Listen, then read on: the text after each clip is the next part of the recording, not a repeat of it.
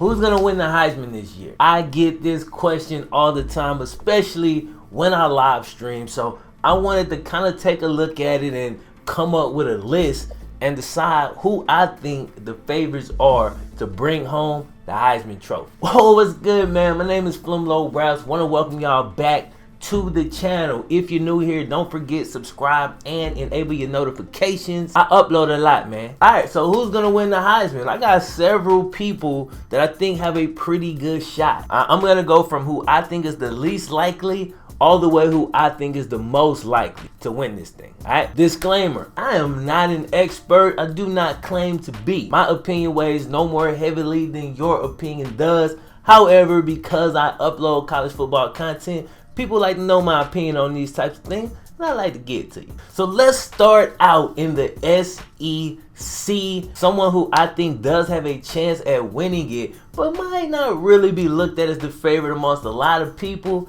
Jaylen Hurts, Alabama. First off, he won SEC Offensive Player of the Year as a true freshman. Got a stable of beastly running backs. Got Ridley and a bunch of other receivers. Bama always has an amazing offensive line. And Hurts is a force to be reckoned with in the run game. Now, he will need to take a step forward and improve his passing in year 2 in order to win this award, I believe. He lost some targets in the receiving game, which you could probably say about every quarterback that ends up being on this list. I think it's going to come down to how much he improves as a passer and play calling. Another SEC player, these are not all SEC players, but I did want to start here.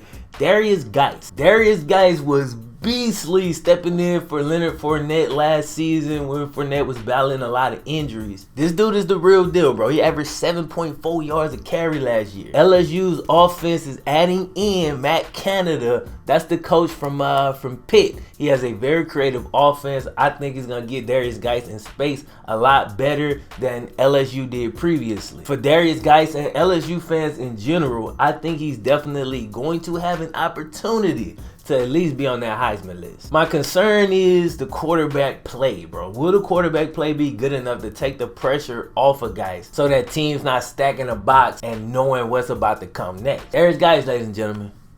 Darius Geis. Where the Florida State fans at? Francois? Anybody?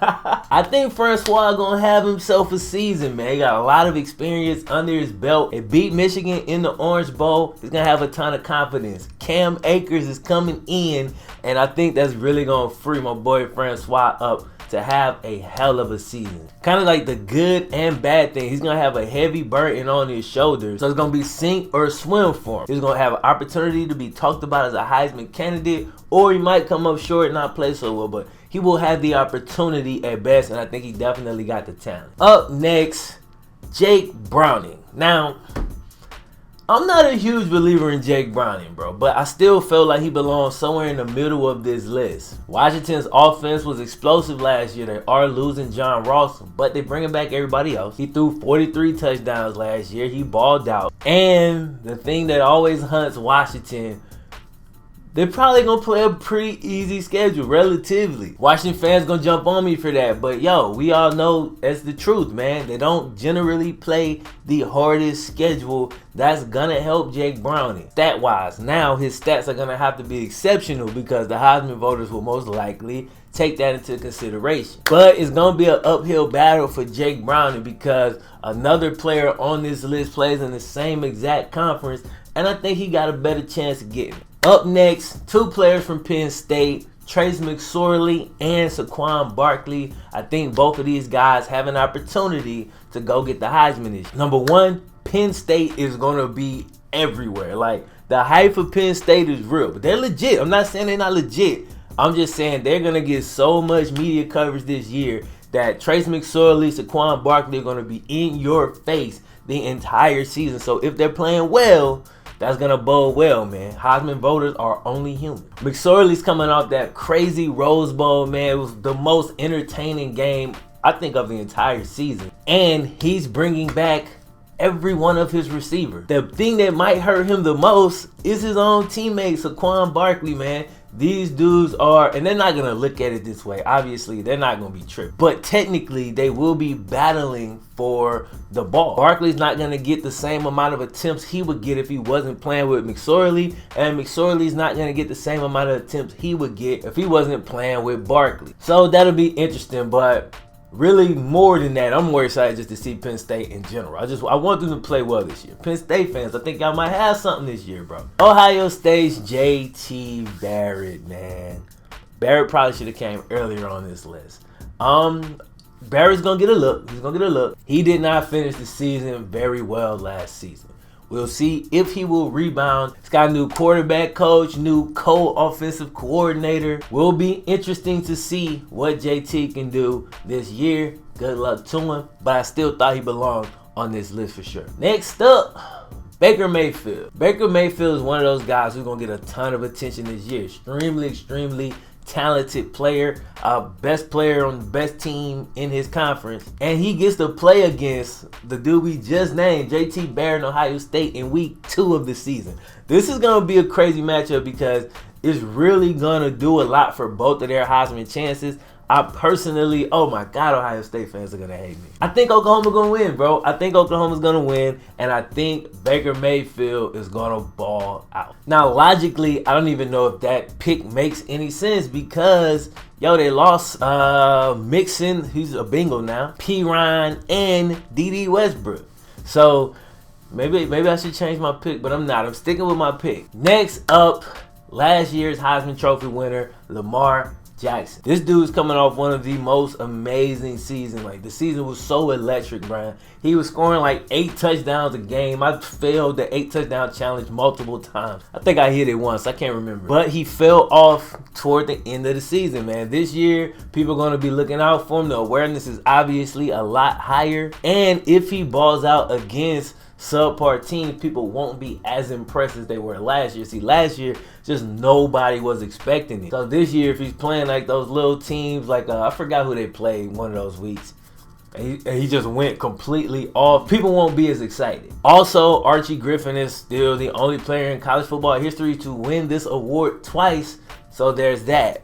Also, there's the way he ended last season pretty terribly. Also, there's the fact that Louisville's team is not good.